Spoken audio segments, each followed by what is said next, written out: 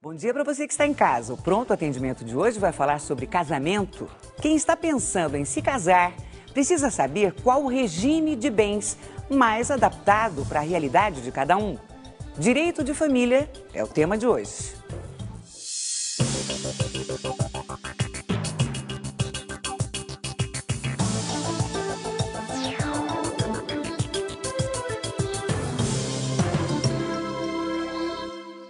Participe pelo twitter.com/patendimento, você sabe, escreve tudo junto, e prontoatendimento@tvcultura.com.br.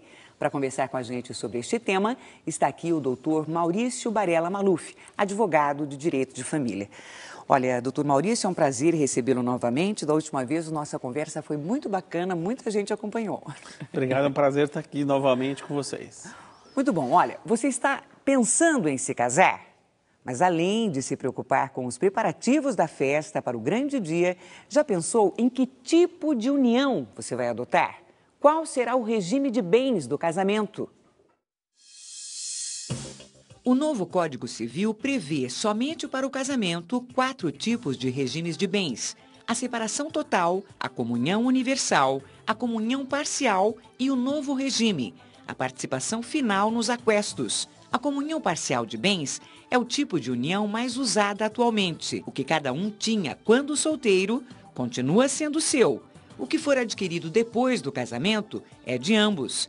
Se um dos dois receber uma herança ou doação, o bem não será dividido, desde que não seja transformado em outro bem com a ajuda do cônjuge. Na comunhão universal de bens, todos os bens, independente de quando foram adquiridos, pertencem ao casal, em iguais proporções. Na separação total de bens, tudo é separado. Com a morte de um dos dois, o outro receberá uma parte da herança igual à dos filhos, não podendo sua cota ser inferior à 4ª parte. Existem alguns casos em que este regime é obrigatório. Por exemplo, quando um dos dois tiver menos de 16 anos ou mais de 70 anos. E a participação final nos aquestos é um regime no qual os bens que os cônjuges possuíam antes do casamento e aqueles que adquiriram após permanecem próprios de cada um, como se fosse uma separação total de bens. Se houver a dissolução da união, os bens adquiridos durante o casamento serão partilhados em comum. O detalhe é que neste regime é necessário fazer uma escritura de pacto antinupcial. Maurício, isso é um tema que gera muita briga?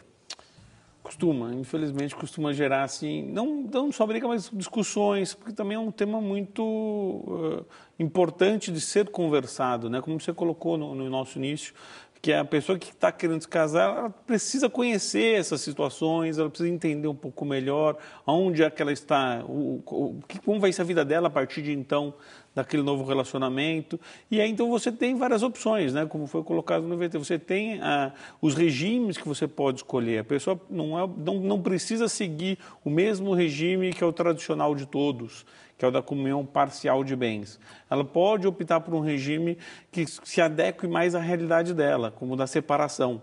E aí, quando a gente fala em regime da separação total, logo vem na cabeça das pessoas, então se um tem mais do que o outro, então com certeza ele vai querer o da separação total para não ter que dividir o dinheiro. Na verdade, não é bem assim, porque esse regime também ele pode proteger uma situação onde um dos cônjuges tem diversas dívidas e processos e tudo mais, e o outro, para não ser vinculado a essas dívidas, esses processos, ele acaba optando pela separação total para poder ter uma situação mais tranquila perante os credores do cônjuge, porque eles vão poder vir atrás do patrimônio dele depois. Mas um deles, então, pode achar, puxa, está querendo fazer isso, não gosta muito de mim. Assim.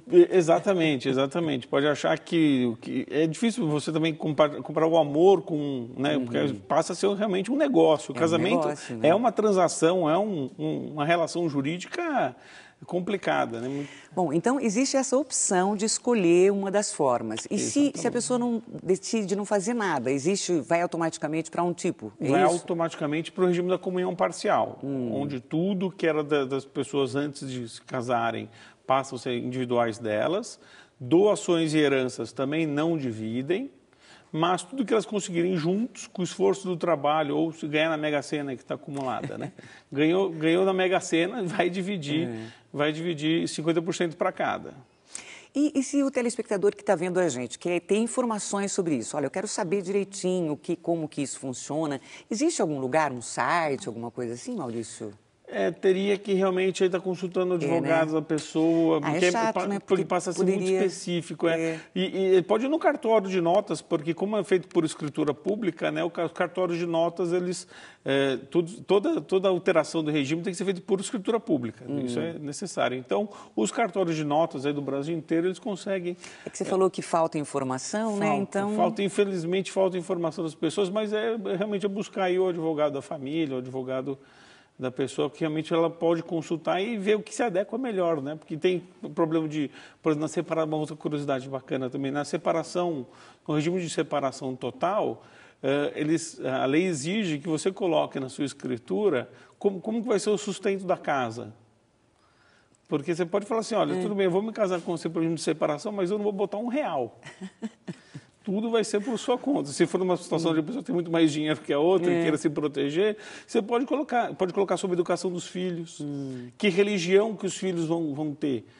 Nós, infelizmente, no escritório já presenciamos todo tipo de briga possível e imaginável, e às vezes a gente não consegue conceber todas as opções, mas o casal, por exemplo, estava se separando logo depois do casamento, porque eles tinham uma criança, eles começaram a disputar qual seria a religião daquele filho.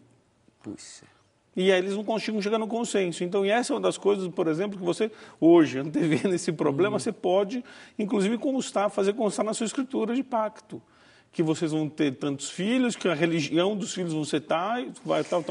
Puxa, então, por exemplo, mesmo que se escolha a separação parcial, existem exceções. Eu posso dizer, olha, é parcial, mas este imóvel, por exemplo, eu quero que não seja dividido igualmente, sim, isso? Sim, exatamente. Você consegue adequar cada caso, desde filho, alimentação, da despesa do lar, a questão de religião, como eu coloquei. Então, pode-se acrescentar uma série de requisitos aí, uma série de nuances que a gente pode estar colocando em cada caso, que é bacana. Por isso que eu acho que as pessoas deveriam saber melhor, né? Precisam, informação importante na hora de casar. Com certeza. Olha, a Marlene Barros, ela conta, eu sou casada com regime parcial de bens, nós moramos na casa que os meus sogros deixaram quando faleceram. O terreno continua no nome do meu sogro, sendo que o meu esposo é o único herdeiro. Nós temos também 2 carros, um está no nome do meu esposo e o outro ainda não teve o nome transferido. No caso da separação, quais são os meus direitos e dos meus 2 filhos, que são menores? Um tem 10 e o outro 15 anos. Bom, no caso como esse, como a gente estava colocando, né, no regime da comunhão parcial, a herança ela não se comunica, ou seja, se eles moram numa casa que é herança do marido, ela não tem direito sobre esse terreno. Agora, interessante também que vocês tinham colocado no VT, isso se não houve adequações. Mas só vamos supor que, no caso, fosse um terreno que depois juntos eles construíram a casa. Embora ela não tenha direito ao terreno, ela passa a ter direito sobre a construção, sobre a benfeitoria realizada. E aí, depois de uma hora de um processo judicial, vai ter que ser averiguado quanto vale a construção, porque o direito dela vai estar atrelado somente à construção da casa. Nesse caso aqui parece que não, né? Porque a casa que o sogro era um terreno, né? O senhor cita terreno. Eu moro num terreno do sogro, né? Moramos na casa que os meus sogros deixaram. Casa. Bom. Então... Agora, o terreno continua no nome do meu sogro, ou seja, então a casa também, né? Pode ser, sim. Se foi construída pelo sogro, ele não tem direito a nada. Nem a casa, nem o terreno, e aí teria que realmente, só com relação aos carros, né? E as crianças, como a gente sempre coloca, as crianças sempre vão ter direito à pensão alimentícia, direito de visita, vai ser estabelecida com quem vai ficar a guarda dessas crianças, né? Então... Certo. Olha, o Robinson Marques conta, a mãe da minha filha me privou de vê-la durante 8 anos. Mudou-se de residência, cancelou sua conta em banco para que eu não efetuasse depósito de pensão. Agora ela reapareceu, querendo receber esses anos. E mesmo assim, não quer me deixar ver a criança. Como eu posso pedir uma guarda assistida para saber como está a cabecinha dessa criança hoje? Na verdade, a questão nem seria tanto a vez de guarda, né? Seria a questão, primeiro, a pretensão dela receber todos esses anos que se passaram, se não houve anteriormente um acordo na justiça, uma homologação de um valor certo, ela não vai conseguir êxito em cobrar todos esses anos passados. Mas ela vai poder, obviamente, agora pedir para a Justiça instituir um valor X ou um percentual do rendimento dele, que ele vai ter que pagar. E com relação à criança, ele precisa fazer a regulamentação da visita, para poder começar a ser inserido novamente no relacionamento com a criança, já que estão tantos anos separados, né, para voltar, aí sim, num relacionamento semanal, começar a readquirir a confiança da criança, verificar o que está acontecendo, como que ela está, para aos poucos fazer parte cada vez mais da vida dela. Ele poderia ter feito isso antes, mas isso não impede que ele faça agora. Exatamente, ele poderia. Então, isso é uma coisa bem interessante, que as pessoas também não acabam desconhecendo. A pensão alimentícia, eu não preciso pagar a pensão quando a pessoa me exige. Eu posso, por esponte própria, entrar com um processo para pagar a pensão, sem estar sendo cobrado por isso. Uhum. Então, eu posso muito bem, a pessoa tem que ir consultar um advogado, mas ele vai entrar com uma ação na justiça para oferecer a pensão. Independente, porque o dinheiro, a gente sabe, toda criança precisa, né? É inerente que a pessoa tenha despesa, seja com alimentação, fralda, vestuário, remédio, das mais diversas. Então, independentemente da mãe ou do pai estarem exigindo, a pessoa que sabe-se devedora daquele dinheiro, porque, afinal de contas, ajudou a botar a criança no mundo, então ela precisa, sim, ela pode, querendo, ajuizar uma ação contra a mãe, ou contra o pai, no caso, e depositar na justiça o dinheiro. E aí a justiça vai procurar onde está. Inclusive, a justiça tem meios, embora ela se mudou, não deixou nada, a justiça tem meios hoje, fáceis de localizar as pessoas, seja por declaração de imposto de renda, seja por informações bancárias. Então, é até um jeito bom de você acabar tendo notícias de onde a pessoa está morando, com quem, em qual situação. E a depender de cada caso, de cada histórico, depois ela pode, eventualmente, entrar com um pedido para alteração de guarda. Entendi. Por exemplo, a criança pode estar correndo um risco, pode estar morando numa favela em algum lugar. E o outro pai tem condições de dar mais condições. Mas... Então, é possível, sim, a pessoa ir atrás.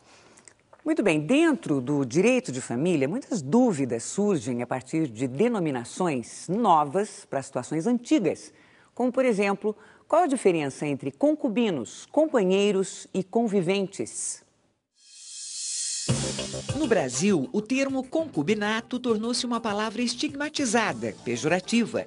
Concubinos são aqueles que vivem juntos sem serem casados, para ser bem amplo e genérico. Uma lei recente, de 1994, substituiu a expressão por companheiros, e uma outra lei, de 1996, criou a expressão conviventes, do italiano convivente, para substituí-la. Mas os três termos possuem, em síntese, o mesmo significado. Qual que é o termo mais comum, então? Convivente? Na verdade, hoje a gente consegue, em razão dessa evolução, existe o normal para uma união estável, são conviventes ou companheiros, são bem sinônimos.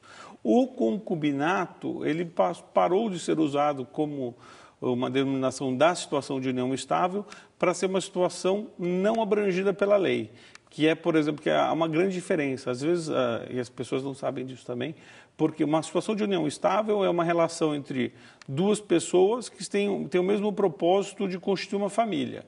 Então, elas vão viver juntos durante um tempo e, a partir daquele relacionamento, eles estão numa união estável com direitos e deveres entre si. Já no concubino, a relação concubinária vira uma relação adulterina. Seria uma questão de uma amante, por exemplo. Então, hoje, uma relação concubinária, uma amante, ela não tem direito, ela não é reconhecida pela justiça. E não importam quantos anos de relacionamento adulterino ocorra, que não vai nunca gerar direito a ela. Nunca vai ter direito à pensão, não vai ter direito à divisão de bens, porque é uma relação não reconhecida pela justiça. Hoje a justiça reconhece o casamento e reconhece a não estável, mas tem que ser uma união estável. Então precisa ser uma relação pública e duradoura entre duas pessoas que tem o objetivo de constituir uma família. Mas você disse naquele dia que esteve aqui que não tem mais tempo. A união estável, quanto é o tempo mesmo? Exato, é aí que mora, todo mundo fica em dúvida, né? O que vai ser considerado um tempo razoável para que aquele relacionamento se transforme em uma união estável. E isso, infelizmente, nossos legisladores ainda precisam voltar a nos ajudar, porque deixar a cargo da justiça é uma situação muito delicada, porque antigamente, como você falou, as leis que a gente citou no VT, aquelas leis elas determinavam datas. Então, na de 94, falava, olha, a união estável precisa de 5 anos. Depois vem a de 96, a união estável agora precisa de 2 anos. E aí, depois, em 2003, vem o novo Código Civil, estabelece uma série de novos direitos envolvendo o direito de família, trata da união estável, mas não trata de quanto tempo. Então, e aí agora a situação ficou, no caso a caso, a ser levado para a justiça. Se 1 ano é bom, se 6 meses é bom. 1 semana. E aí, exatamente, como ficam os namoros, né? Então. Olha, nós já voltamos então com outras perguntas e respostas sobre direitos de família. Continue aí, continue enviando suas questões. Até já.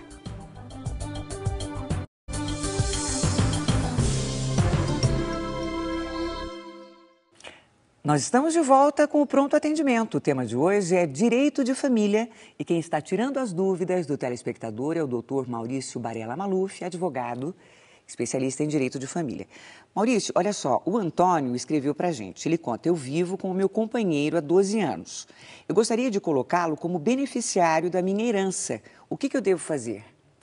Bom, no caso dele, ele poderia hoje, com o novo entendimento, fazer inclusive o casamento, ele poderia casar, se ele quisesse, ele poderia fazer uma escritura de união estável homoafetiva para resguardar, para ser reconhecido esse relacionamento perante a sociedade, e também ele poderia, fazendo ou casando ou fazendo a união estável, ele já resguarda bem, caso ele não tenha pais vivos, nem filhos, porque a herança passa a ser automaticamente integral do companheiro dele. Agora, se ele tiver pais vivos, ele poderia tentar fazer um testamento também, para além dos direitos, eventualmente, que o companheiro dele deter do que foi construído nesse relacionamento, para ele passar realmente a receber uma herança. Então, ele poderia fazer o casamento, poderia fazer uma escritura de união estável e poderia celebrar uma escritura de testamento.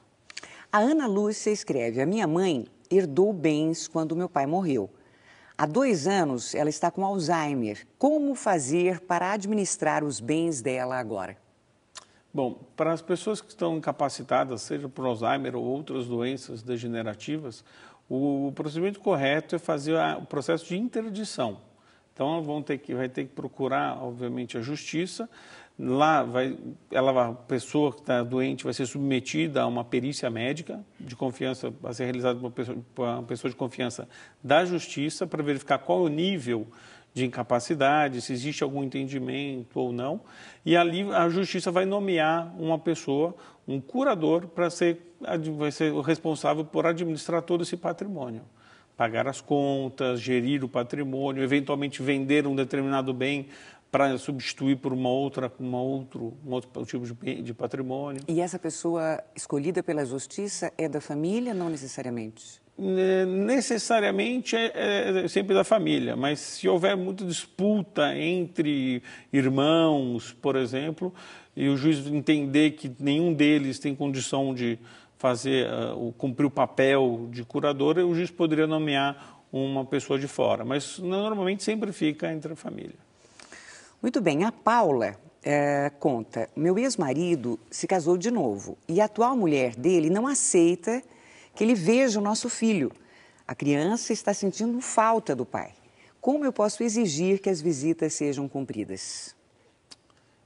O direito de visita é realmente uma coisa bastante ainda complexa, porque é um direito do pai visitar.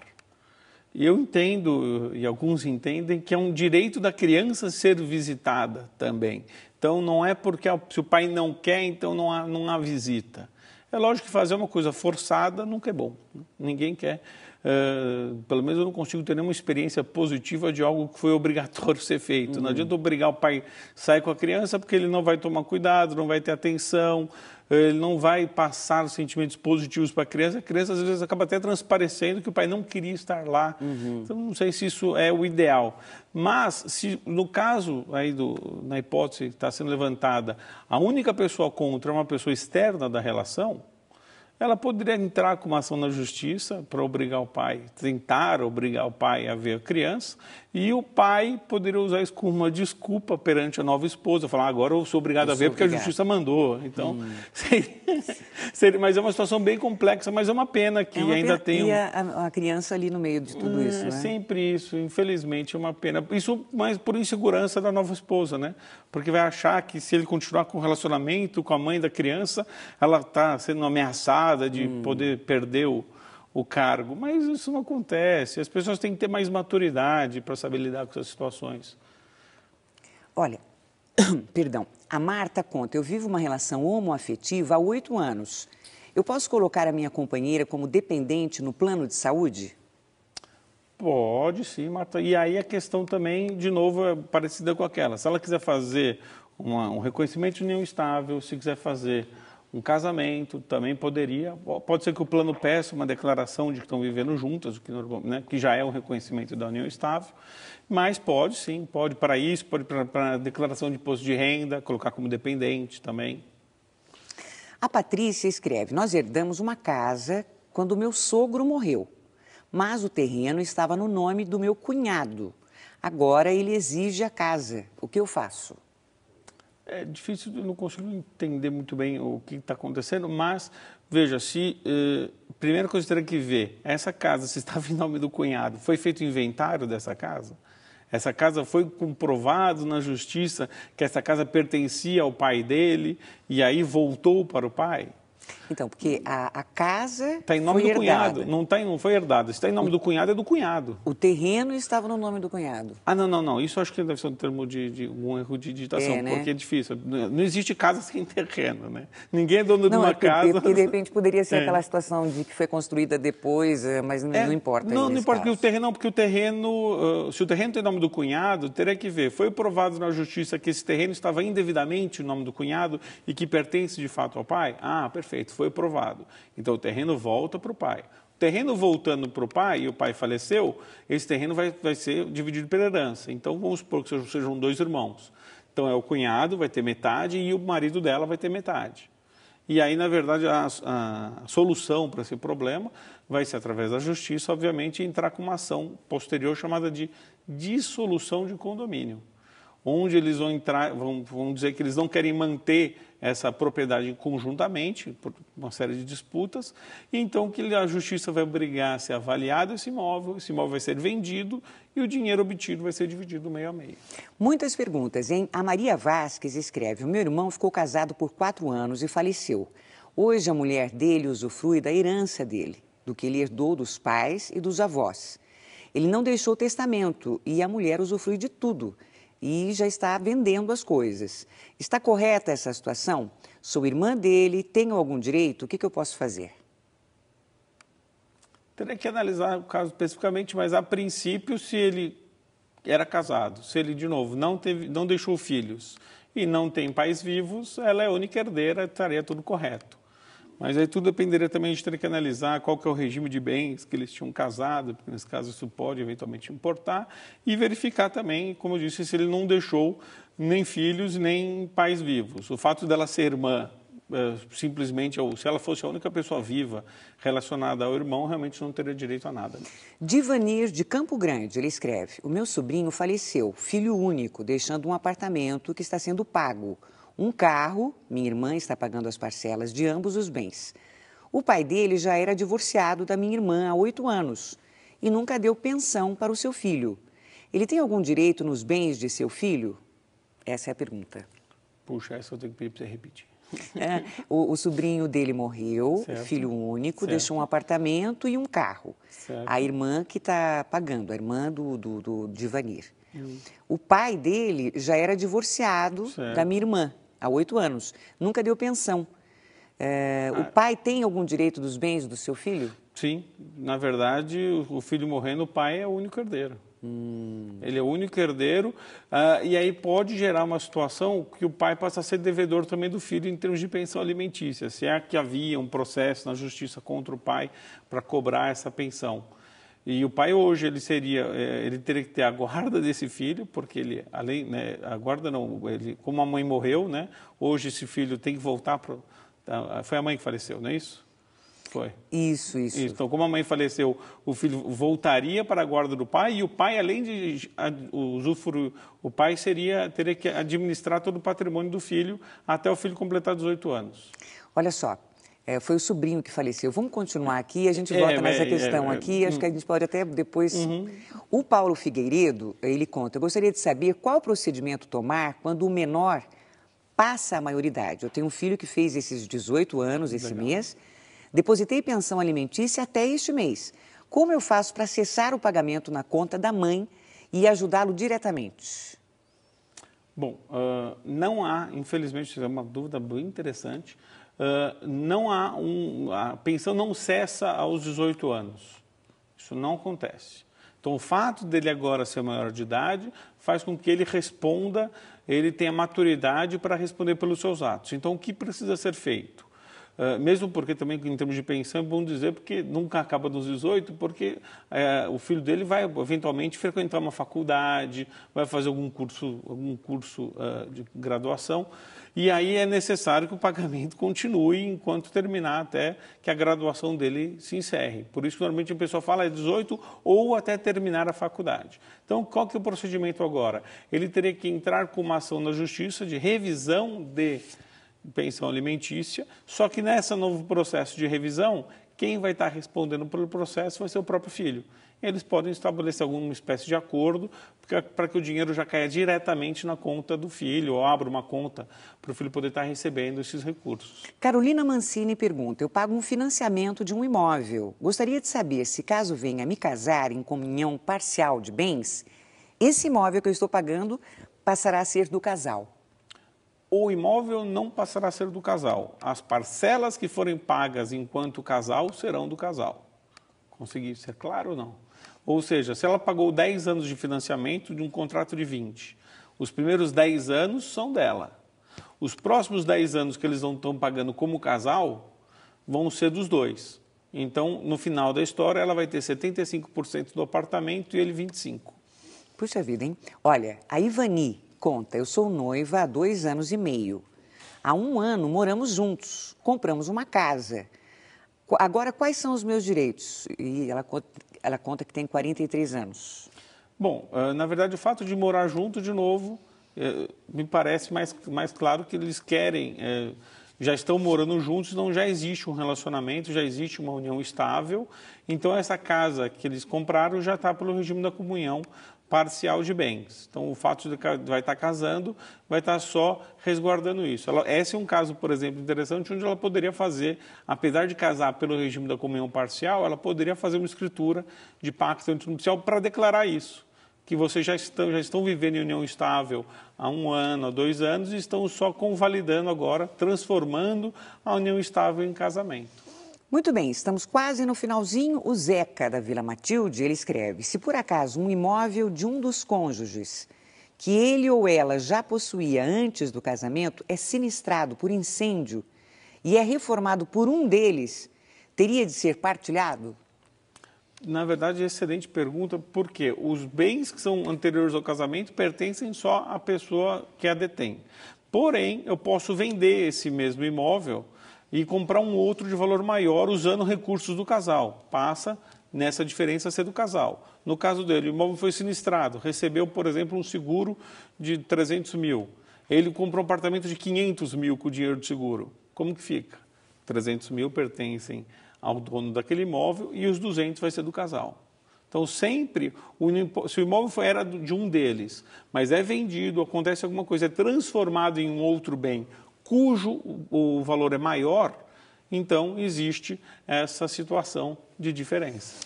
Hoje o Pronto Atendimento recebeu o Dr. Maurício Barella Maluf, advogado, especialista em direito de família. Maurício, recebemos muitas perguntas, você vai precisar voltar logo.